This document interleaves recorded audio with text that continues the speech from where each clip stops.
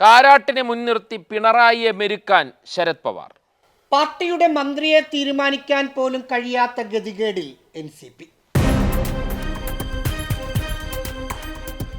അല്ലെങ്കിൽ തന്നെ ഒരുപാട് പ്രശ്നങ്ങളുള്ള സംസ്ഥാന മന്ത്രിസഭയ്ക്ക് അല്ലെങ്കിൽ LDFന് മറ്റൊരു പ്രശ്നമായി മാറുകയാണ് NCPയിലെ മന്ത്രി മാറ്റ ചർച്ച എന്ന് തന്നെ പറയാം. റഹീസ്, നിരവധി ആരോപണങ്ങൾ വന്നു ചേരുന്ന, നമുക്ക് തന്നെ സിനിമയൊക്കെ വെല്ലുന്ന രീതിയിലുള്ള ചില തിരക്കഥകൾ പിന്നിലുണ്ട് എന്ന് തോന്നുന്ന രീതിയിലുള്ള ചർച്ചകളാണ് നടക്കുന്നത്. ഇവിടെ പറ്റാത്തത് കൊണ്ട്, ഇവിടെ ചർച്ച നടത്തി പരിഹരിക്കാൻ പറ്റാത്തതുകൊണ്ട് ശരത് പവാറിനെ നിരന്തരം കാണുന്ന തോമസ് കെ തോമസ്, ഒപ്പം ശരത് പവാർ ഇപ്പോൾ പ്രകാശ് കാരാട്ടിനെ കണ്ട് പിണറായിയോട് പറയാൻ പറഞ്ഞിരിക്കുന്നു. അങ്ങനെ ഈ ഒരുപക്ഷെ എനിക്ക് തോന്നുന്നു LDFൻ്റെയൊക്കെ ചരിത്രത്തിൽ ഇങ്ങനെ ഒരു സംഭവം ഉണ്ടായതായിട്ട് എനിക്ക് ഓർമ്മയില്ല. കാരണം LDFൻ്റേതായ ഒരു രീതിയിൽ പോകുന്ന, അതായത് UDFിൽ നിന്ന് വ്യത്യസ്തമായിട്ട് കുറച്ചുകൂടി അച്ചടക്കമുള്ള ഒരു സംഘമായിട്ട് പോകുന്ന, ഒരു സമിതിയായിട്ട് പോകുന്ന രീതിയിലാണ് LDFനെ കണ്ടിട്ടുള്ളത്. പക്ഷേ അതിൽ നിന്ന് വ്യത്യസ്തമായിട്ടുള്ള പല കാര്യങ്ങളുമാണ് ഇപ്പോൾ കാണുന്നത്. നമുക്ക് തന്നെ അറിയാം, 100 കോടിയുടെ ആരോപണം തോമസ് കെ തോമസ് MLA-മാരെ കൂടെ കൊണ്ടുവരാൻ വേണ്ടി ആൻ്റണി രാജുവിനും കോവൂർ കുഞ്ഞുമോനും 100 കോടി വീതം വാഗ്ദാനം ചെയ്തു എന്നുള്ള വലിയ ആരോപണം, ഒരുപക്ഷെ നമ്മൾ കേരള രാഷ്ട്രീയം തന്നെ കണ്ടിട്ടുള്ളതിൽ വെച്ച് ഏറ്റവും വലിയ ആരോപണം വരുന്നു. ഇതെല്ലാം, ഈ ആരോപണങ്ങളെല്ലാം വരുന്നത് എങ്ങനെയാണ്? NCPൻ്റെ മന്ത്രി മാറ്റ ചർച്ചയുമായി ബന്ധപ്പെട്ടാണ്. അതായത് AK ശശീന്ദ്രനെ മാറ്റണം, തനിക്ക് മന്ത്രി ആയേ പറ്റൂ എന്ന് തോമസ് കെ തോമസ്. അതായത് തനിക്ക് മന്ത്രിയുടെ കാറിൽ സഞ്ചരിക്കേണ്ടതില്ലേ എന്നാണ് അദ്ദേഹത്തിൻ്റെ അടുപ്പക്കാരോട് അദ്ദേഹം പറഞ്ഞത് എന്നാണ് പറഞ്ഞത്. അതായത് അദ്ദേഹം വന്ന വഴി ഒന്ന് പരിശോധിച്ചാൽ മതി. തോമസ് ചാണ്ടിയുടെ സഹോദരനായതുകൊണ്ട് മാത്രം കുട്ടനാട് സീറ്റിൽ നിന്ന് ജയിച്ചു വന്ന ആളാണ് തോമസ് കെ തോമസ്. അങ്ങനെയുള്ള ആൾ NCPയുടെ പാരമ്പര്യം അവകാശപ്പെടുന്നു, അല്ലെങ്കിൽ NCP പ്രവർത്തനത്തിൻ്റെ പാരമ്പര്യം അവകാശപ്പെടുന്നു. AK ശശീന്ദ്രനെ പോലെ ഒരു മുതിർന്ന നേതാവിനെ മാറ്റി മന്ത്രിയാകാൻ നീക്കം നടത്തുന്നു. അവിടെ PC ചാക്കോയുടെ പിന്തുണ കിട്ടുന്നു. അങ്ങനെ പല രീതിയിലുള്ള ചർച്ചകളാണ് സംഭവിച്ചുകൊണ്ടിരിക്കുന്നത്. എങ്ങനെയാണ് റഹീസ ഈ ഒരു സംസ്ഥാന രാഷ്ട്രീയം, പ്രത്യേകിച്ച് NCP രാഷ്ട്രീയമൊക്കെ അടുത്ത് നിന്ന് കാണുന്ന ഒരാളെന്നുള്ള നിലയിൽ എങ്ങനെയാണ് ഇപ്പോഴത്തെ ഈ സംഭവ വികാസങ്ങളെ കാണുന്നത്? ഇടത് സർക്കാരിൽ ആരൊക്കെ ആയിരിക്കണം മന്ത്രിമാരെന്ന് തീരുമാനിക്കാനുള്ള അധികാരം മുഖ്യമന്ത്രിയായ പിണറായി വിജയനാണ്. അതിലാർക്കും തർക്കമൊന്നുമില്ല. പക്ഷെ അത് വെറും ടെക്നിക്കലാണ്.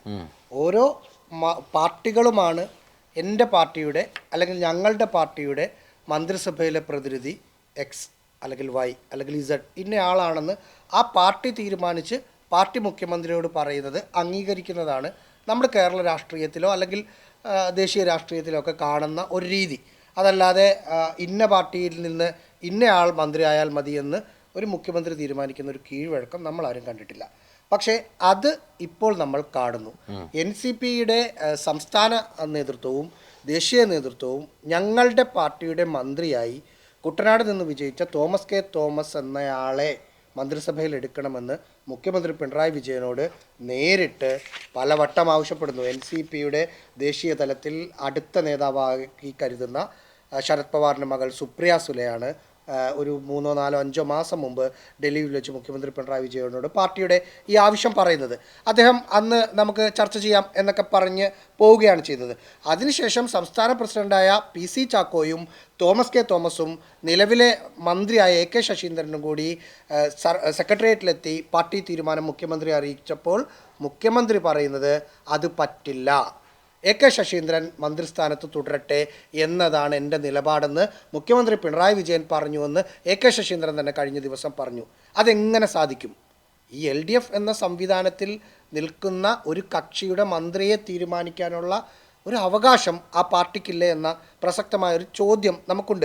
അദ്ദേഹം പറയുന്നത്, അതിന് കാരണമായി പറയുന്നത് ആൻ്റണി രാജുവിനെയും കോവൂർ കുഞ്ഞുമോനെയും NCPയുടെ ദേശീയ തലത്തിൽ 2 സ്പ്ലിറ്റ് ഉണ്ടായപ്പോൾ BJPക്കൊപ്പം പോയ അജിത് പവാറിനൊപ്പം കൊണ്ടുപോകാൻ 100 കോടി രൂപ തോമസ് കെ തോമസ് വാഗ്ദാനം ചെയ്തു എന്ന കാര്യമൊക്കെയാണ്.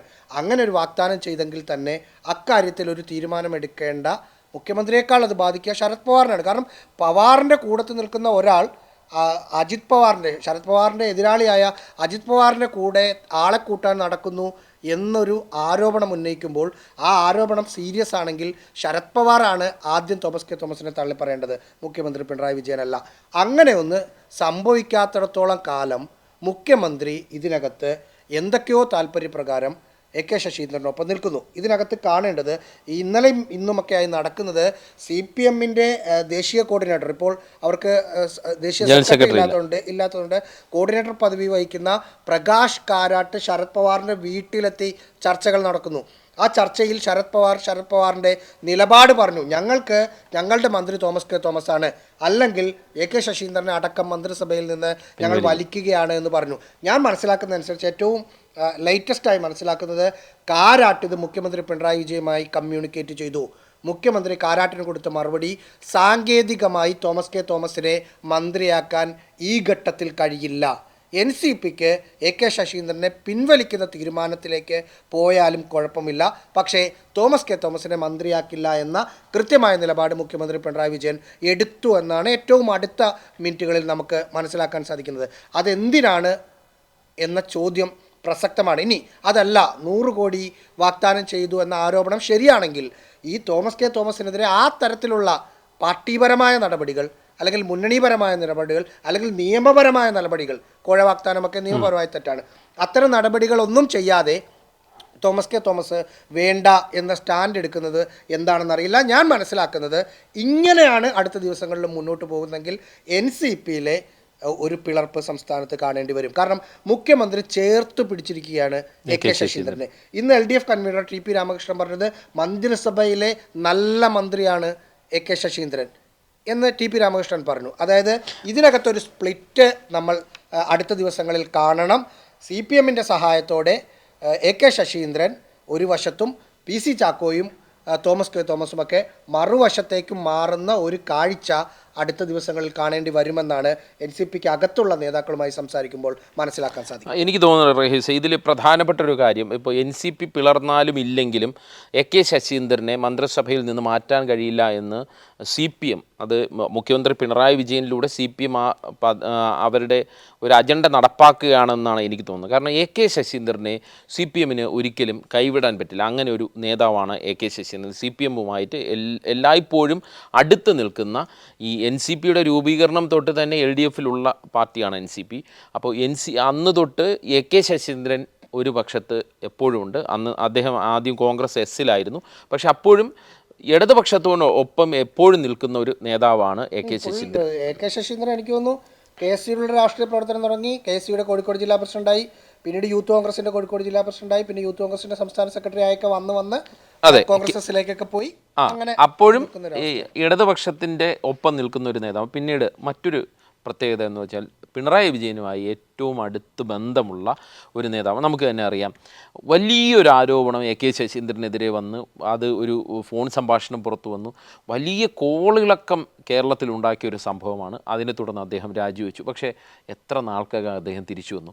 വളരെ പെട്ടെന്ന് തന്നെ CPM വളരെ വലിയ ഐഡിയോളജി പറയുന്ന, പലപ്പോഴും ഇക്കാര്യങ്ങളിലെല്ലാം കർശന നിലപാടെടുക്കുന്ന ഒരു പാർട്ടി എന്ന് നമ്മൾ വിചാരിക്കുന്ന CPM AK ശശീന്ദ്രനെ വളരെ പെട്ടെന്ന് തന്നെ തിരിച്ച് മന്ത്രിസഭയിലേക്ക് കൊണ്ടുവരാൻ മുൻകൈ എടുക്കുന്ന ഒരു കാഴ്ച നമ്മൾ കണ്ടതാണ്. അതുകൊണ്ട് തന്നെ എനിക്ക് തോന്നുന്നു ഈ LDF-ന്റെ നയരൂപീകരണ സമിതി, ഒപ്പം LDF-ന്റെ പ്രകടന പത്രിക സമിതിയിലൊക്കെ പ്രധാന അംഗമാണ് AK ശശീന്ദ്രൻ. പലപ്പോഴും പ്രകടന പത്രികയുടെയൊക്കെ മുഖ്യ ചുമതലക്കാരൻ, ഞാൻ കോഴിക്കോട് വർക്ക് ചെയ്തിട്ടുണ്ട് ഉള്ളതുകൊണ്ട് അറിയാം, ഈ മുഖ്യ ചുമതലക്കാരനായിട്ട് AK ശശീന്ദ്രനാണുണ്ട്. അദ്ദേഹം വളരെ സൗമ്യനായി എല്ലാവരോടും വളരെ ചിരിയോടുകൂടി ഇടപെടുന്ന ഒരു നേതാവുമാണ്. അങ്ങനെയുള്ള ഒരാളെ CPM-ന് കൈവിടാൻ പറ്റില്ല എന്നുള്ള ഒരു നിലപാടാണ് എടുക്കുന്നതെന്നാണ് എനിക്ക് മനസ്സിലാക്കാൻ കഴിയുന്നത്. ഒപ്പം മറ്റൊരു കാര്യം, തോമസ് കെ തോമസിനെ CPM-ന് താല്പര്യമില്ല. അതിൽ മറ്റൊരുപാട് ഘടകങ്ങളുണ്ട്. ഈ 100 കോടിയുടെ ആരോപണം മാത്രമല്ല, CPM-ൻ്റെ അദ്ദേഹത്തിൻ്റെ മണ്ഡലത്തിലെ CPM പ്രവർത്തകരെല്ലാം തോമസ് കെ തോമസിനെതിരെ വ്യാപകമായി പരാതി CPM-ൻ്റെ സംസ്ഥാന നേതൃത്വത്തെ അറിയിച്ചിട്ടുണ്ട് എന്നുള്ളതാണ്. മാത്രമല്ല, അദ്ദേഹവുമായി ബന്ധപ്പെട്ട് പല സാമ്പത്തിക ക്രമക്കേടിൻ്റെ ആരോപണങ്ങൾ ഉൾപ്പെടെ CPM-ൻ്റെ മുന്നിലുണ്ട് എന്നാണ്. മാത്രമല്ല, ഈ 100 കോടിയുടെ ആരോപണം ഒരു ചെറിയ കാര്യമായിട്ട് എനിക്ക് തോന്നുന്നില്ല. കാരണം 100 കോടിയുടെ ആരോപണം, അതിൽ റഹീസ് പറഞ്ഞൊരു പോയിന്റ് ഉണ്ട്. അങ്ങനെ ആ ആരോപണം ശരിയാണ് എങ്കിൽ നിയമപരമായി നീങ്ങേണ്ടത് ഉണ്ട്. ഒരു സംസ്ഥാന മുഖ്യമന്ത്രി എന്നുള്ള നിലയിൽ തന്നെ അദ്ദേഹത്തിന് ഇടപെട്ട് അതിൽ കേസെടുപ്പിക്കാം. അങ്ങനെ ആരോപണവുമായി മുന്നോട്ട് പോകുമ്പോൾ ആ രീതിയിൽ പോകേണ്ടതുണ്ട്. പക്ഷേ എനിക്ക് തോന്നുന്നു ഒരുപക്ഷെ ഇനി പിളർപ്പുണ്ടായാൽ ആ രീതിയിലേക്ക് കാര്യങ്ങൾ പോകാനുള്ള സാധ്യതയുണ്ട്. പക്ഷേ തോമസ് കെ തോമസ് തോമസിനെ CPM ഒരു രീതിയിലും അംഗീകരിക്കാൻ കഴിയില്ല എന്നുള്ളതാണ് എനിക്ക് മനസ്സിലാക്കാൻ പറ്റിയത്. മാത്രമല്ല ഈ PC ചാക്കോ ചില NCP പ്രവർത്തകരുമായിട്ടൊക്കെ സംസാരിക്കുമ്പോൾ മനസ്സിലാവുന്നത് ഈ PC ചാക്കോ NCPയിൽ വന്നതിന് ശേഷം അദ്ദേഹം ശരത് പവാറിനെ സോപ്പിട്ട് NCPയുടെ അധ്യക്ഷ സ്ഥാനത്തേക്ക് എത്തിയതിന് ശേഷം NCPക്കകത്ത് ശശീന്ദ്രനെതിരെ ഒരു വ്യാപകമായ രീതിയിലുള്ള ഒരു ചേരി പ്രവർത്തനം തുടങ്ങിയിട്ടുണ്ട്. അതെല്ലാം CPM മുൻകൂട്ടി കാണുന്നുണ്ട്, അല്ലെങ്കിൽ കണ്ടിരുന്നു. അതുകൊണ്ടാണ് AK ശശീന്ദ്രനെ ചേർത്ത് പിടിക്കുന്നതെന്നും മാത്രമല്ല PC ചാക്കോയെ പോലെ ഈ തോമസ് കെ തോമസിനെ പോലെ വിശ്വാസമില്ലാത്ത ഒരു നേതാവിന് വേണ്ടി AK ശശീന്ദ്രനെ മന്ത്രിസ്ഥാനത്ത് നിന്ന് മാറ്റാൻ പറ്റില്ല എന്നുള്ള ഒരു നിലപാടാണ് CPMൻ്റെ സംസ്ഥാന സെക്രട്ടേറിയറ്റിൽ, അതായത് ഈ കോഴ ആരോപണം വന്ന സംസ്ഥാന സെക്രട്ടേറിയറ്റിൽ മുഖ്യമന്ത്രി അസന്നിഗ്ധമായി മുന്നോട്ട് വെച്ചതെന്നുള്ളതാണ് എനിക്ക് മനസ്സിലാക്കാൻ കഴിഞ്ഞിട്ടുള്ളത്. ഇതിൽ ഈ PC ചാക്കോയുടെ ലക്ഷ്യം എന്ത് എന്നുള്ളൊരു ചോദ്യമാണ് ഇതിൽ ഉയർന്നു വരുന്നത്. കാരണം ഇതിൻ്റെ അകത്ത് ഒരുപാട് ഇപ്പോൾ ലതിക സുഭാഷ് NCPയിൽ ഉണ്ടെന്നാണ് എനിക്ക് തോന്നുന്നത്. അപ്പോൾ ലതിക ചേച്ചിയുടെ അടുത്തൊക്കെ നമ്മൾ കോട്ടയത്ത് ഒക്കെ വർക്ക് ചെയ്യുമ്പോൾ ചോദിക്കുമ്പോൾ എനിക്കൊന്നും അറിഞ്ഞൂടാ എന്നുള്ള നിലപാടാണ് എടുക്കുന്നതെങ്കിലും അവരുടെ വാക്കുകളിൽ നിന്ന് പലപ്പോഴും നമുക്ക് വായിച്ചെടുക്കാൻ കഴിയുന്നത് ചില വലിയ രീതിയിലുള്ള പ്രശ്നങ്ങൾ അന്ന് തൊട്ട്, അതായത് ഏകദേശം അതായത് PC ചാക്കോ സംസ്ഥാന NCPയിലേക്ക് വരികയും ഈ NCPയെ മൊത്തത്തിൽ ഹൈജാക്ക് ചെയ്യുകയും ചെയ്തു എന്ന് പറയുന്നത് ശരിയാണ്. അതിന് തോമസ് കെ തോമസിന്റെ പിന്തുണ ഉണ്ട്. Thomas K Thomas AK Saseendran തർക്കം ആദ്യം തുടങ്ങുമ്പോൾ 2.5 വർഷം കഴിഞ്ഞ് മന്ത്രിസഭയിലേക്ക് വരാൻ തോമസ് ശ്രമം നടക്കുന്ന സമയത്ത് AK ശശീന്ദ്രനൊപ്പമാണ് PC ചാക്കോ, തോമസ് കെ തോമസിനൊപ്പം അല്ല. അതുകൊണ്ടാണ് അന്ന് മാറാൻ തോമസ് കെ തോമസിന് മന്ത്രിയായി വരാൻ പറ്റിയത്. കാരണം പാർട്ടിയും സർക്കാരും, അല്ലെങ്കിൽ സർക്കാരിനെ നയിക്കുന്ന മുഖ്യമന്ത്രി പിണറായി വിജയനും NCP എന്ന പാർട്ടിയും AK ശശീന്ദ്രന് ഒപ്പം പാറ പോലെ ഉറച്ചു നിന്നു. പക്ഷേ കുറച്ചുകൂടി മുന്നോട്ട് പോയപ്പോൾ AK ശശീന്ദ്രനും PC ചാക്കോയും തമ്മിലുള്ള ഒരു കെമിസ്ട്രി തെറ്റി. അതിൽ നമ്മൾ മനസ്സിലാക്കുന്ന ഒരു സാധനം പറഞ്ഞാൽ, ഡയറക്റ്റായി പറഞ്ഞാൽ PC ചാക്കോക്ക് അടുത്ത നിയമസഭാ തെരഞ്ഞെടുപ്പിൽ മത്സരിച്ച് വിജയിച്ച് നിയമസഭയിലെത്തണം. അതിന് ഇത്തവണ മന്ത്രിസ്ഥാനത്ത് നിന്ന് AK ശശീന്ദ്രനെ മാറ്റുകയാണെങ്കിൽ സ്വാഭാവികമായി AK ശശീന്ദ്രൻ മത്സരിച്ച കോഴിക്കോട് ജില്ലയിലെ എലത്തൂർ സീറ്റിൽ PC ചാക്കോക്ക് മത്സരിക്കാം. എലത്തൂർ സീറ്റ് എന്ന് പറയുന്നത് ഒരു CPMൻ്റെ ഉറച്ച കോട്ടയാണ്. അതിൽ എനിക്ക് തോന്നുന്നു 6 നിയമസഭാ പഞ്ചായത്തുകളിൽ ആകെ ചേളന്നൂർ മാത്രമാണ് UDF ഭരിക്കുന്നത്. കക്കോടിയും കാക്കൂരും കരുവട്ടൂരും നന്മണ്ടയും തലക്കളത്തൂരും എല്ലാം LDFന് വലിയ മെജോറിറ്റിയുള്ള പഞ്ചായത്തുകളാണ്. എന്ന് മാത്രമല്ല നേരത്തെ ബാലുശ്ശേരിയിൽ നിന്ന് മാറി വന്ന മണ്ഡലമാണ്. അല്ല എന്ന് മാത്രമല്ല, കഴിഞ്ഞ 3 നിയമസഭ 2011, 16, 21 ഈ 3 നിയമസഭാ തെരഞ്ഞെടുപ്പിലാണ് എലത്തൂരിൽ നിന്ന് AK ശശീന്ദ്രൻ ഹാട്രിക് വിജയം നേടിയത്. 2011 14,567 വോട്ട് മാത്രമാണ് ഭൂരിപക്ഷം. 2016 29,057 വോട്ടെന്ന് പറഞ്ഞ് ഭൂരിപക്ഷം 10,000-ന് മുകളിലേക്ക് മൂർത്തി. 2021 ഇക്കഴിഞ്ഞ നിയമസഭാ തെരഞ്ഞെടുപ്പിൽ 38,502 വോട്ടിനാണ് AK ശശീന്ദ്രൻ വിജയിക്കുന്നത്. അവിടെ AK ശശീന്ദ്രന്റെ പാർട്ടിക്ക് മണ്ഡലം കമ്മിറ്റി ഉണ്ടോ എന്ന് ചോദിച്ചാൽ ടെക്നിക്കലി ഒരു മണ്ഡലം കമ്മിറ്റി ഉണ്ടാവും. ഒരു പഞ്ചായത്ത് മെമ്പറെങ്കിലും, ഈ 6 പഞ്ചായത്തുകളിൽ ഒരു പഞ്ചായത്ത് മെമ്പറെങ്കിലും NCPക്ക് ഉണ്ടോ എന്ന് ചോദിച്ചാൽ ഉണ്ടെന്ന് എനിക്ക് തോന്നുന്നില്ല. അതിനുള്ള സാധ്യതയില്ല. പക്ഷെ അവിടെ CPMന് അത്രയും പലപ്പോഴും നമ്മൾ ഈ കോഴിക്കോട് ഏഷ്യാൻ ന്യൂസിലൊക്കെ വർക്ക് ചെയ്യുമ്പോൾ നമ്മൾ ഈ എലത്തൂർ പല കാര്യങ്ങളുമായിട്ട് പോകുമ്പോൾ എലത്തൂരിലത്തെ CPM പ്രവർത്തകർ പറയുന്നത് AK ശശീന്ദ്രൻ NCPയുടെ ആളല്ല CPMൻ്റെ ആളാണെന്നാണ് പറഞ്ഞത്. സന്ദർഭവശാൽ പറഞ്ഞതേ ഉള്ളൂ. തുടരാം. ഇതിനകത്ത് പ്രശ്നം എന്ന് വെച്ചാൽ UDF ഒരു കാലത്തും സീരിയസ് ആയി ഒരു മത്സരം കൊടുക്കാത്തൊരു മണ്ഡലം കൂടിയാണ് എലത്തൂർ. 2011 SJDക്കായിരുന്നു അന്ന് സീറ്റ്. ഷെയ്ഖ് പി ഹാരിസ് മത്സരിച്ചു. 2016 JDUന് കൊടുത്തു. കിഷൻ ചന്ദായിരുന്നു മത്സരിച്ച്. 2021 അവിടെ മത്സരിച്ചത് സുൽഫിക്കർ മയൂരി എന്ന ഒരാളാണ്. ആ പേര് ഓർക്കുന്നുണ്ട്. എനിക്ക് തോന്നുന്നു ആ തെരഞ്ഞെടുപ്പിന് സമയത്ത് മാത്രം കേട്ട നമ്മുടെ പാലയിലെ മാണി സി കാപ്പൻ്റെ DCK എന്ന് പറയുന്ന പാർട്ടിക്ക് ആ സീറ്റ് കൊടുത്തു. ഈ NCPയുടെ കാര്യം പറഞ്ഞ പോലെ തന്നെയാണ് അവിടെ DCK. അവിടെ മാത്രമല്ല, പാലായി പോലും മാണി സി കാപ്പൻ്റെ പാർട്ടിക്ക് ഒരു പഞ്ചായത്ത് മെമ്പർ വേറെ ഉണ്ടാവും. മാണി സി കാപ്പൻ MLA ആയിരിക്കും, വേറെ ആരും ഉണ്ടാവില്ല. അങ്ങനെ ഒരു സ്ഥലത്ത് ഈസി വിജയമാണ് എല്ലാ കാലത്തും LDF അവിടെ നേടുന്നത്. എന്ന് പറഞ്ഞാൽ അവിടെ കോൺഗ്രസ് കുറച്ചുള്ള സ്ഥലമാണ്. അവിടെ ഇപ്പോൾ നിജീഷ് അരവിന്ദൊക്കെ പോലെ കോഴിക്കോട് DCCയുടെ പ്രധാനപ്പെട്ട നേതാക്കൾ രാഷ്ട്രീയ പ്രവർത്തനം നടത്തുന്ന ഒരു മണ്ണാണ്.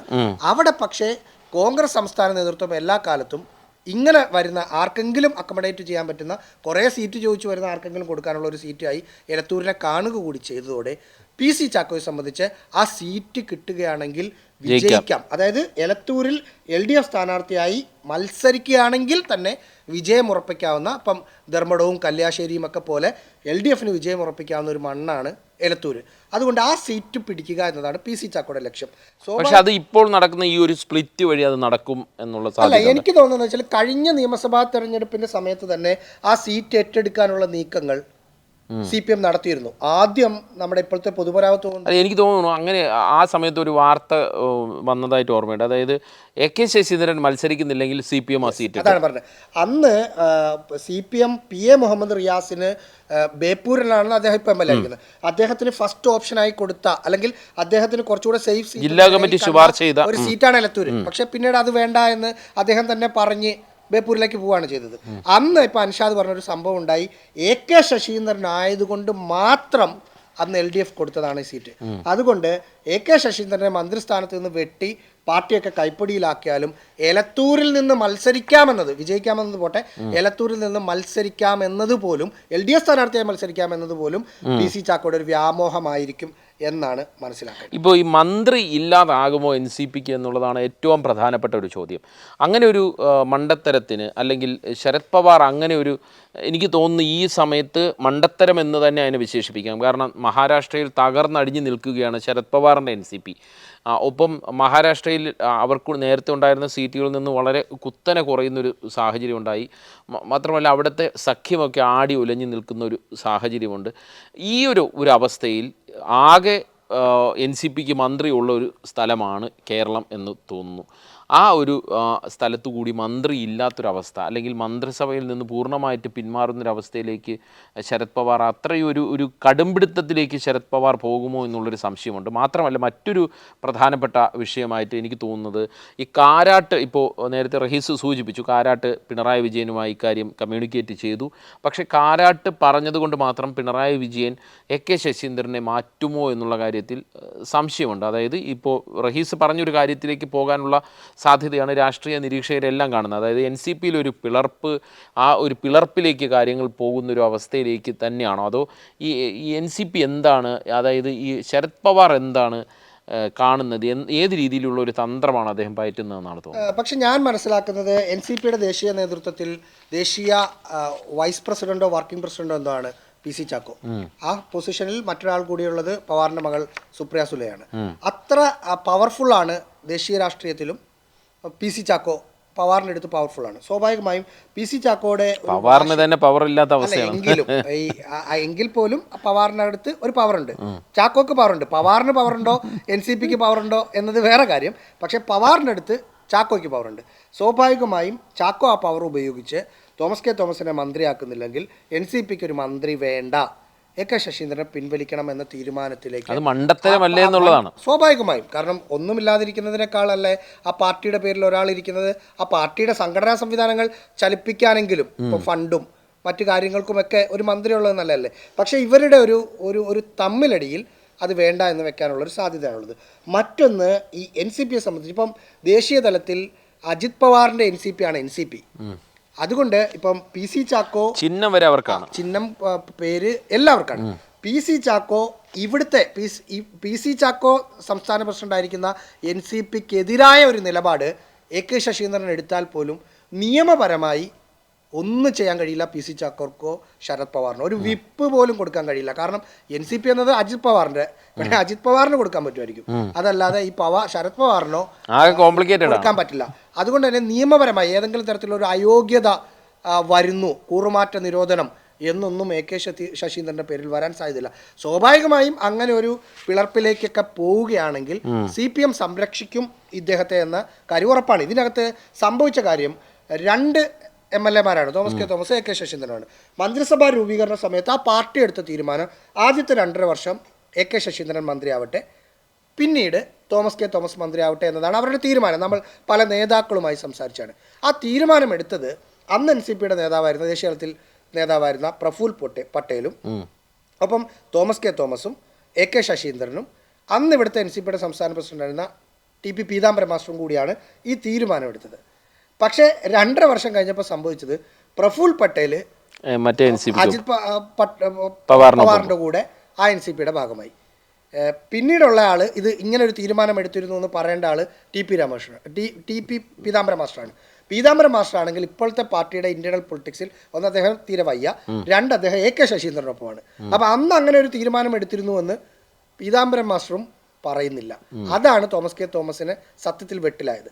ശരത് പവാറിന് പക്ഷേ ഇത് അന്നത്തെ ഡിസ്കഷനിൽ അദ്ദേഹം ഭാഗമല്ല. കാരണം പ്രഫുൽ പട്ടേൽ അന്ന് അത്ര പവർഫുൾ ആണ്. അപ്പം അദ്ദേഹമാണ് ഇതിന്റെ ഭാഗമായത്.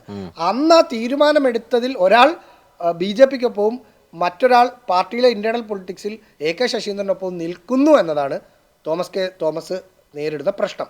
പക്ഷേ അദ്ദേഹം ഈ കാര്യം കൃത്യമായി ശരത് പവാറിനെ ബോധിപ്പിക്കാൻ അദ്ദേഹത്തിന് കഴിഞ്ഞു. ഞാൻ നേരിടുന്നത് അനീതിയാണ്, അന്ന് പാർട്ടി എടുത്ത തീരുമാനമാണ്, ഇങ്ങനെയൊക്കെ സംഭവിച്ചിട്ടുണ്ട്, ഇങ്ങനെ ഒരു തീരുമാനം കരാറുണ്ടായിട്ടുണ്ട്, എന്നോട് കാണിക്കുന്ന അനീതിയാണെന്ന് ശരത് പവാറിനെ പറഞ്ഞു മനസ്സിലാക്കി. മാത്രമല്ല ഫണ്ട് കൂടുതലുള്ളതും തോമസ് കെ തോമസിന്റെ കയ്യിലാണ് എന്നുള്ളതാണ് പൊതുവെ ഉയരുന്ന ഒരു മറ്റൊരു ആക്ഷേപം. ആ ഒരു ഫണ്ട് അനുസരിച്ച് മാത്രമേ NCPക്ക് ഇപ്പോഴത്തെ അവസ്ഥയിൽ നിൽക്കാൻ പറ്റൂ എന്നുള്ളൊരു ആക്ഷേപമുണ്ട്. എന്തായാലും ഇന്നത്തെ മന്ത്രിസഭാ യോഗത്തിന് ശേഷമാണെന്ന് തോന്നുന്നു ഒരു രസകരമായ സംഭവം ഉണ്ടായി എന്ന് ഇങ്ങനെ വാർത്തയിൽ കണ്ടു. അതായത് AK ശശീന്ദ്രൻ്റെ അടുത്ത് മുഖ്യമന്ത്രി പറഞ്ഞു മാധ്യമങ്ങൾ കാത്തു നിൽപ്പുണ്ട്, പോയി കാണണം എന്ന് പറഞ്ഞു. അപ്പം അദ്ദേഹം പറഞ്ഞു അല്ല അവർ വന്നത് വേറെ കാര്യം ചോദിക്കാനാണെന്ന് പറഞ്ഞു. അത് നിങ്ങൾ പറയണ്ട, നിങ്ങൾ വനാതിർത്തിയെക്കുറിച്ച് പറയൂ എന്ന് മുഖ്യമന്ത്രി ഒരു പരാമർശം നടത്തി. അത്രമാത്രം സൗഹൃദം പങ്കുവയ്ക്കുന്ന പിണറായി വിജയനുമായിട്ട് ഏറ്റവും അടുത്ത് ബന്ധമുള്ള ഒരാളാണ് AK ശശീന്ദ്രൻ. ശശീന്ദ്രനെ മന്ത്രിസഭയിൽ നിന്ന് എന്തായാലും CPM പുറത്താക്കും, അല്ലെങ്കിൽ CPM AK ശശീന്ദ്രൻ്റെ മന്ത്രിസഭയിൽ നിന്ന് മാറ്റാനുള്ള സാധ്യത വിരളമാണ്. NCP ഒരു പിളർപ്പിലേക്ക് തന്നെയാണ് പോകുന്നത്. അങ്ങനെ ഒരു പക്ഷേ NCP പിളർന്നാൽ AK ശശീന്ദ്രനെ CPM സംരക്ഷിക്കും. അപ്പോഴും കാരാട്ട് പറഞ്ഞ കാര്യം പിണറായി വിജയൻ നടപ്പാക്കുമോ എന്നുള്ളൊരു ചോദ്യം അവിടെ നിൽക്കുന്നുണ്ട്.